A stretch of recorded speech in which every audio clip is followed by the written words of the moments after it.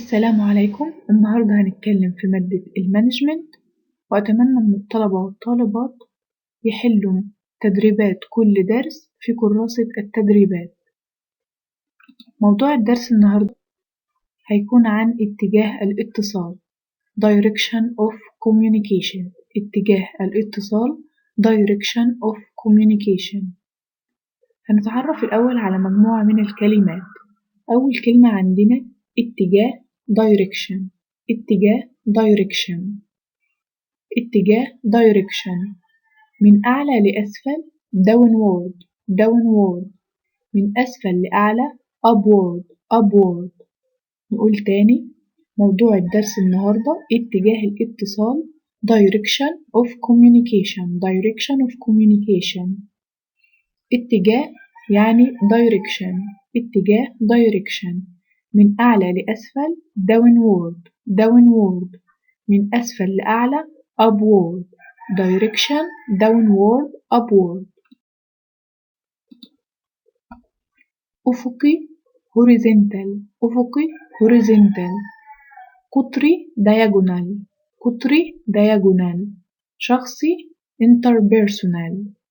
horizontal أفقي، diagonal قطري، interpersonal شخصي. horizontal diagonal interpersonal. horizontal diagonal interpersonal.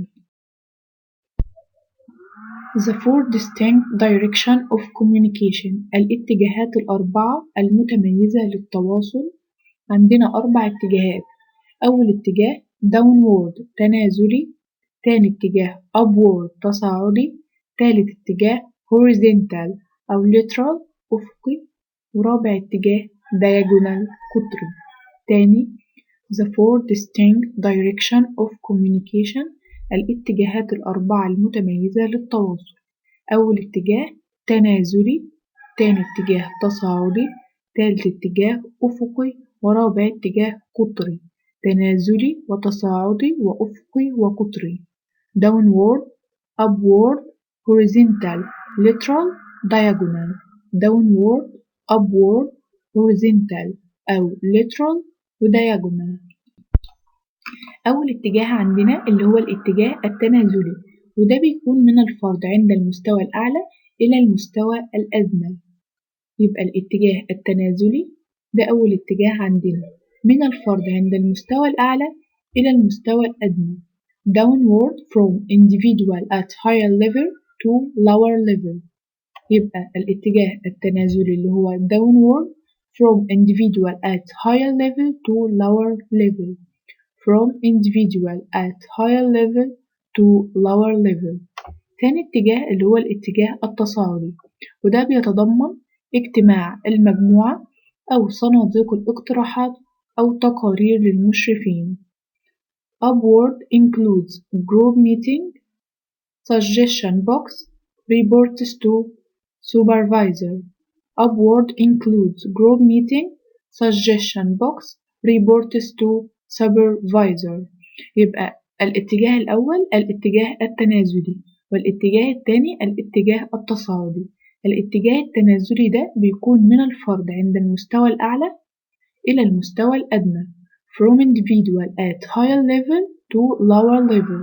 والاتجاه التصاعدي بيتضمن إما اجتماع مجموعة أو صناديق الاقتراحات أو تقارير للمشرفين. upward includes group meeting, suggestion box, reports to supervisor. الاتجاه الثالث اللي هو الاتجاه الأفقي horizontal أو lateral with directors of departments مع مديري الإدارات. يبقى الاتجاه الأفقي اللي هو الاتجاه الثالث horizontal أو lateral with directors of departments اللي هو بيكون مع مدير الإدارة. الاتجاه القطري قد يكون القناة الأقل استخداما. يبقى الاتجاه القطري ده أقل اتجاه استخدام، وده اسمه diagonal. It may be the least used channel. يبقى الاتجاه الأفقي ده بيكون مع مديري الإدارات with directors of departments. والاتجاه القطري ده أقل اتجاه استخدام. It may be the last used channel.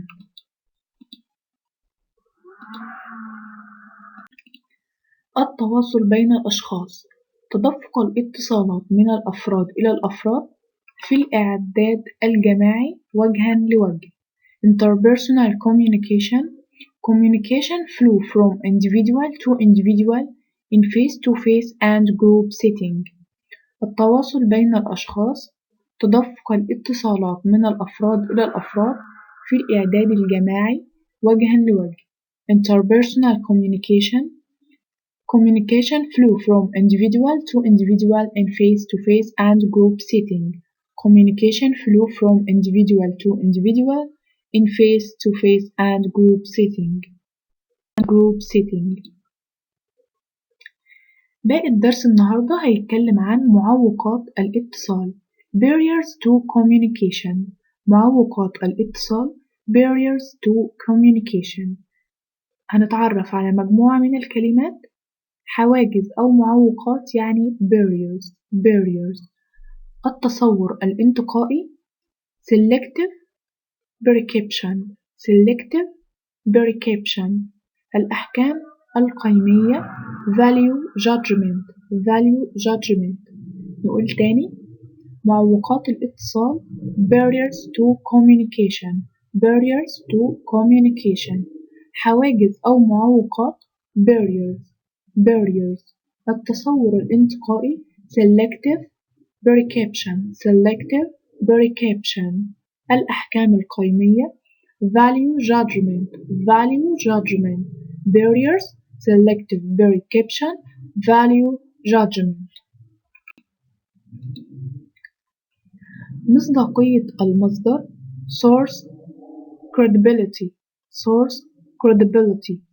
مشاكل دلالات الألفاظ semantic problems. ضغوط الوقت time pressure. نقول تاني، مصداقية المصدر source credibility. مشاكل دلالات الألفاظ semantic problems. ضغوط الوقت time pressure. معوقات الاتصال barriers to communication. أول حاجة إطار مرجعي مختلف different frame of reference. رقم 2 الإدراك الانتقالي selective perception. مهارات الاستماع السيئة poor listening skills. حكم القيمة value judgment. مصداقية النشر source credibility. المشاكل الدليلية semantic problems. التصفية filtering. ضغوط الوقت time pressures.